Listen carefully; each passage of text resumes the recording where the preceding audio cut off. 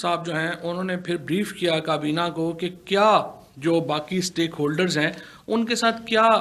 جو ہے وہ بات چیت ہوئی، کیا بریفنگز ہوئیں، تاکہ جو معاملہ ہے ای وی ایم مشین لانے کا اس کی طرف ہم کیسے بڑھ رہے ہیں۔ اب اس میں جو سب سے امپورٹنٹ چیز ہے وہ ایک،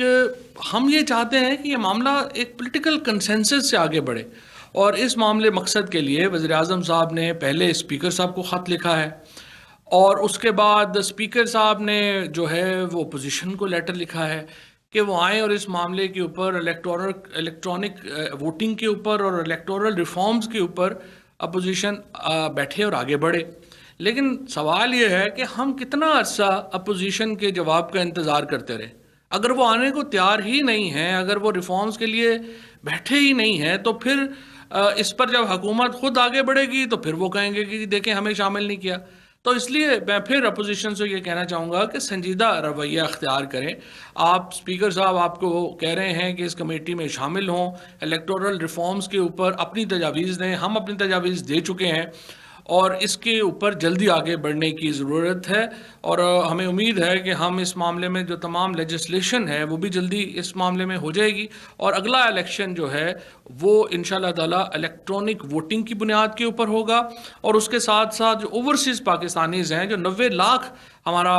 پاکستانی ہے جو پاکستان سے باہر ہے، اس کو ہم ووٹنگ کا حق ہر صورت دینا چاہتے ہیں۔ شاید پیپلز پارٹی اور پی ایم ایل این کو یہ تکلیف ہو کہ اوورسیز پاکستانی ان کا ووٹر نہیں ہے یا وہ پی ٹی آئی کا ووٹر ہے، وہ اس پہ ریلکٹنٹ ہے، تو وہ آ کے کھل کے بتائیں کہ ہم ان کو ووٹ کا حق نہیں دینا چاہتے۔ لیکن اس کو اس طرح سے معاملے کو ایک غیر معینہ مدت تک لٹکایا نہیں جا سکتا۔ آپ کو اس کے اوپر اپنا فیصلہ کرنا ہوگا، نون لیگ کو اور پیپلز پارٹی کو بالخصوص، اور باقی جو سیاسی جماعتیں جو اس وقت پارلیمان کے اندر ہیں، ان کو اپنا جو بھی اس پر اپنی ان کی رائے ہے وہ آنی چاہیے، اور پتہ لگنا چاہیے کہ وہ کیا چاہتے ہیں۔ 2-3 سوال ہیں، آپ اوورسیز پاکستانیز کو ووٹنگ کا حق دینا چاہتے ہیں یا نہیں دینا چاہتے؟ آپ الیکٹرانک ووٹنگ سسٹم کے اوپر جانا چاہتے ہیں یا نہیں جانا چاہتے؟ آپ جو الیکٹورل ریفارمز ہم نے سجیسٹ کیے ہیں آپ کو قبول ہیں یا آپ اپنے دینا چاہتے ہیں؟ ان 3-4 سوالوں کے جواب دے دیں تو ہم آگے چلیں گے، ادروائز پھر ظاہر ہے کہ ہمیں تو آگے بڑھنا ہے۔ یہ تو نہیں ہو سکتا کہ ہم ایک غیر معینہ مدت کے لیے جو ہے وہ بیٹھ جائیں اور پھر پتہ چلے کہ کچھ بھی جو ہے وہ نہیں ہوا۔ کووڈ کی سچویشن کے اوپر جو ہے وہ پھر ڈاکٹر فیصل صاحب نے اور اسد عمر صاحب نے بریفنگ دی ہے۔ بدقسمتی سے ابھی تک جو ہمارا کرونا کیسز میں اضافے کی شرح ہے وہ برقرار ہے اور وہ نیچے نہیں آ رہی، باوجود اس کے کہ کچھ جس طرح کے اقدامات ہوئے ہیں، باوجود اس کے کہ جس قسم کی، اس میں میڈیا کا بھی بڑا شکر گزار ہوں، جس طریقے سے 3 دنوں سے میڈیا نے لوگوں کو یہ باور کرایا ہے کہ آپ کو corona S O Ps observe کرنے ہیں۔ یہ تمام ہمارے جو ٹیلی ویژنز ہیں، تمام ہمارے جو اخبارات ہیں، انہوں نے پورا زور لگایا ہے کہ عوام الناس جو ہیں وہ ایس او پیز کو فالو کریں۔ اور آپ دیکھیے حکومت اتنی سیریس ہے، کل ہم نے خیبر پختونخوا میں اپنے وزیر کے اوپر ایف آئی آر کر دی۔ اب لیکن یہ اصل کام دیکھیں، ہر کام جو ہے یہ 20-22 کروڑ لوگوں کا ملک ہے، آپ ہر کام ڈنڈا لے کے تو پیچھے نہیں کرا سکتے، خود بھی کوئی عقل کرنی چاہیے۔ یہ اپنی زندگیوں کا معاملہ ہے۔ اس وقت 5000 کے قریب پیشنٹس جو ہیں وہ کرٹیکل کیئر میں ہیں، اور یہ میں آپ کو بتاؤں کہ جو اس سے پہلے جو پیک تھی وہ 3400 تھی، یعنی جو پہلی اور دوسری پیک میں جو زیادہ سے زیادہ مریض جو کہ کرٹیکل ہوئے تھے یا انتہائی نگہداشت کی یونٹ میں گئے تھے وہ 3400 تھے۔ اب 5000 لوگ جو ہیں وہ یہاں پر جو ہیں وہ گئے ہیں۔ اس کی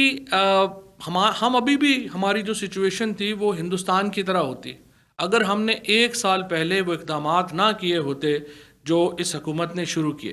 ہم نے تقریباً 7000 بیڈز کا اضافہ کیا ہے اس 1 سال کے اندر، آکسیجن بیڈز میں، اور اس کے بعد جو ہمارے وینٹیلیٹر بیڈز ہیں ان میں تقریباً 7000 بیڈز کا اضافہ ہوا ہے۔ اور اگر یہ اضافہ نہ ہوتا تو آج ہماری حالت جو ہے وہ تقریباً ہندوستان کی طرح جو ہے وہ ہوتی۔ آکسیجن کے اوپر بھی میں اس میں حماد اظہر صاحب کو کریڈٹ دینا چاہوں گا، میں آپ کو تفصیل بھی بتا دوں، ہم نے تقریباً 1 سال میں اپنی کیپیسٹی کو ڈبل کیا۔ اگر ہم نے اپنی کیپیسٹی کو ڈبل نہ کیا ہوتا تو آج بھی ہماری صورتحال آکسیجن کی جو ہے وہ بھی ہمارے ہاتھ سے نکل چکی ہوتی، اور ہم نے اس میں جو جون 2020 میں 484 میٹرک ٹن ہم روزانہ بنا رہے تھے، اب اس وقت ہم 792 میٹرک ٹن بنا رہے ہیں اور 308 میٹرک ٹن کا اضافہ جو ہے وہ ہم نے اس میں کیا ہے، جس کی وجہ سے ابھی تک ہمارا آکسیجن کا بحران جو ہے وہ درپیش نہیں ہوا۔ ابھی جو ہماری ہیلتھ سیکٹر میں تقریباً 500 میٹرک ٹن جو ہماری آکسیجن ہے وہ جا رہی ہے، اور اگر ہم دیکھیں تو یہ اس وقت جو ہمارے کرٹیکل پیشنٹس ہیں ان کی ضروریات کے لیے کافی ہے، لیکن ابھی ہم تقریباً 90% کے اوپر اپنے پہنچ گئے ہیں۔ اگر ہمیں اس کے بعد ضرورت پڑی تو 2 طرح سے آکسیجن، 3 طرح کے آپشنز ہمارے پاس موجود ہیں۔ ایک تو ظاہر ہے کہ ہم اپنی جو انڈسٹریل ضرورت ہے اس وقت آکسیجن کی، اس کو ہم انڈسٹری سے کٹ کر کے جو ہیلتھ سیکٹر ہے اس میں دے دیں گے۔ اس کے علاوہ چین اور ایران دونوں سے جو ہماری بات چیت چل رہی ہے آکسیجن درآمد کرنے کے لیے، آکسیجن سپلائی کے لیے، ایران نے فی الحال، چونکہ بدقسمتی سے ایران بھی بہت متاثر ہوا ہے کووڈ سے، اور ان میں بھی اس وقت بہت سارے شہر جو ہیں وہ لٹرلی بلیک سٹیز ان کو ڈکلیئر کر دیا گیا ہے جہاں بہت زیادہ کووڈ ہے۔ تو اس کی وجہ سے ایران میں انہوں نے بین کی ہوئی ہے، لیکن حکومتی سطح کے اوپر ایران کے ساتھ چونکہ وزیر خارجہ صاحب ابھی گئے تھے، تو یہ ایک بات چیت ہے کہ وہ اگر ہمیں ضرورت پڑی تو ایران سے بھی ہمیں گیس جو ہے وہ آکسیجن جو ہے وہ مل سکے گی۔ آکسیجن کا ایک اور پرابلم یہ ہے، ہم ایران سے اور چین سے کیوں چاہتے ہیں؟ اس لیے کہ آکسیجن ایئر لفٹ نہیں ہو سکتی، یہ یا بائی روڈ آئے گی یا بائی شپ آئے گی، کیونکہ جو ہوائی جہاز ہے اس میں آکسیجن جو ہے اس کو ٹرانسپورٹ نہیں کیا جاتا، لہٰذا چین سے اور ایران سے ہی ہمیں آکسیجن جو ہے وہ درآمد کرنی پڑے گی۔ لیکن فی الحال میں آپ کو یہ بتاؤں کہ ہمارا جو اقدامات ہیں 1 سال کے، اس کے نتیجے میں پاکستان میں کرائسس تو ضرور ہے لیکن ابھی پینک نہیں ہے، ہمیں ایک بالکل پینک کی سچویشن جو ہے وہ نہیں ہے، لیکن ظاہر ہے کہ یہ جو اس وقت سچویشن جس طریقے سے جا رہی ہے، اور اگر آگے یہ کم معاملہ جو ہے یہ کم نہ ہوا تو پھر ہمیں اس میں مسائل بھی درپیش آئیں گے اور ہماری مصیبتیں بھی بڑھیں گی۔ مردان میں کل سے مکمل لاک ڈاؤن جو خیبر پختونخوا کی حکومت ہے اس نے امپوز کر دیا ہے، کیونکہ وہاں پر کووڈ کی شرح 40% کے قریب پہنچ گئی ہے، اور ارد گرد کے جو تمام شہر ہیں ان کو شدید خطرات لاحق ہیں۔ تو خیبر پختونخوا حکومت نے کل مردان میں مکمل لاک ڈاؤن جو ہے وہ ڈکلیئر کر دیا ہے۔ NCOC کو پچھلی جو میٹنگ تھی NCC کی، جو پرائم منسٹر صاحب چیئر کر رہے تھے اور آرمی چیف اور باقی جو تمام اسٹیک ہولڈرز ہیں وہ اس میں شریک تھے، اس میں یہ ہدایت کی گئی تھی پرائم منسٹر صاحب کی طرف سے کہ اگر ہم مکمل لاک ڈاؤن کی طرف جانا پڑے ہمیں، تو پھر ہمیں ایک پوری پریپریشن کرنی پڑے گی کہ سپلائز متاثر نہ ہوں، اسینشلز کی جو سپلائز ہیں، جو ضروری اشیاء ہیں، ان کی سپلائز جو ہیں وہ متاثر نہ ہوں۔ لہٰذا جو کوشش یہی ہے کہ لاک ڈاؤن کی طرف نہ جانا پڑے۔ 5 چھٹیاں بھی عید کے لیے، عید کی جو ہیں وہ اس بار کی جا رہی ہیں، جو ملا کے زیادہ ہو جائیں گی، لیکن اس کا فائدہ یہی ہوگا کہ آپ کو ذرا موقع ملے کہ ہم ایک تو جو 77% کے قریب جو کووڈ ہے وہ اربن فنومینا ہے، رورل فنومینا نہیں ہے، تو اس سے یہ ہوگا کہ لوگ گاؤں میں جائیں تو شاید اس سے جو معاملات ہیں وہ کچھ کم ہوں اور اس سے چیزیں جو ہیں وہ بہتر ہوں۔ ویکسینز کے اوپر بھی ڈاکٹر فیصل جو ہیں انہوں نے ڈیٹیل بریفنگ جو ہے وہ دی ہے۔ ویکسین کوئی شارٹ ٹرم میں